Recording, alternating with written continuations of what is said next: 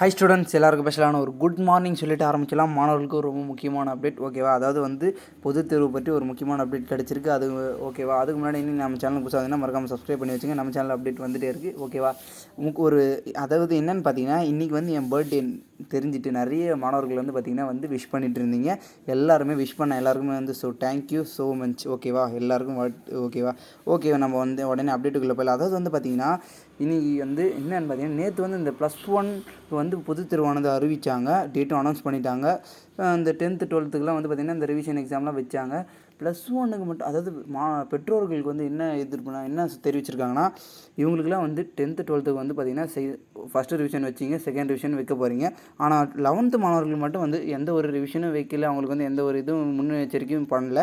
ஆனால் வந்து அவங்களுக்கு மட்டும் எப்படி வந்து நீங்கள் பப்ளிக் எக்ஸாம் நேரடியாக கண்டக்ட் பண்ணலாம் அப்படின்னு கேட்டிருக்காங்க. கண்டிப்பாக வந்து இந்த கோரிக்கையானது வந்து தமிழக அரசும் ஒரு பதில் சொல்லி ஆகணும், ஓகேவா? Okay guys.